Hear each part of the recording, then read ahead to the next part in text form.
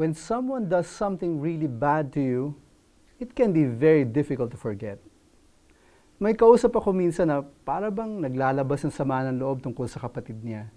Apparently, her sister pulled a fast one over her and their other siblings.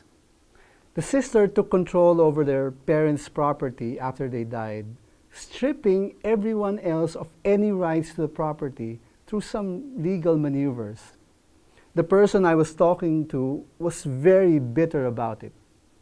I had to agree that that was a bad thing to do. But when I asked her when all of this happened, her answer surprised me. She said it happened more than 20 years ago. The thing happened more than 2 decades ago, and she still hasn't forgotten. She certainly has not forgiven her sister. To refuse to forgive is to be trapped in a prison of your own making.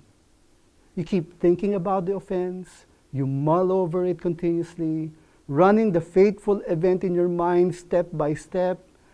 You re-experience the pain and the hurt you felt when it first happened, and you reawaken your hatred for the offender. Your hatred stays alive for years, yes, even decades after the actual offense. Unforgiveness is like a poison that seeps into the soul and slowly kills you. It is actually not in your best interest to not forgive, you know. Forgiveness does not mean refusing to think about the offense against you or even pretending it doesn't exist. It certainly does not mean pretending that the person who offended you does not exist at all. And forgiveness does not depend on the offender asking for your forgiveness.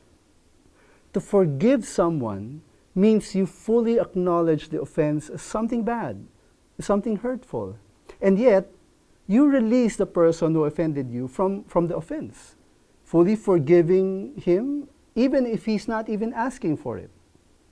It's about setting yourself free from all the negative emotions attached to the offense. It means casting all of these emotions to God, leaving it up to Him to vindicate you and set things right for you. The best part is, by forgiving others, you become open to God's forgiveness for all your offenses against Him. Jesus Himself taught this truth to His disciples. Part of the Lord's Prayer, as recorded in the book of Matthew, goes this way: "And forgive us our debts, as we also have forgiven our debtors. For if you forgive others their trespasses, your heavenly Father will also forgive you. But if you do not forgive others their trespasses, neither will your Father forgive your trespasses." Jesus is saying here that if we refuse to forgive people for their offenses against us, why should God forgive us for our offenses against Him?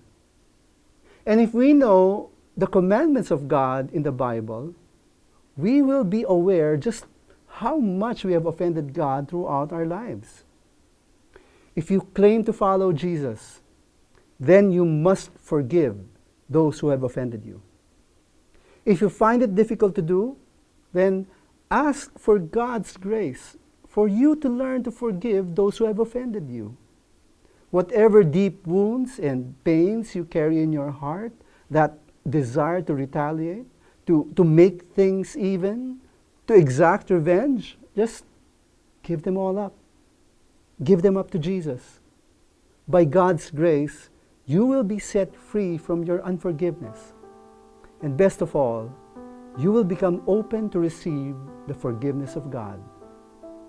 Because in learning to forgive others and in receiving God's forgiveness, faith matters too.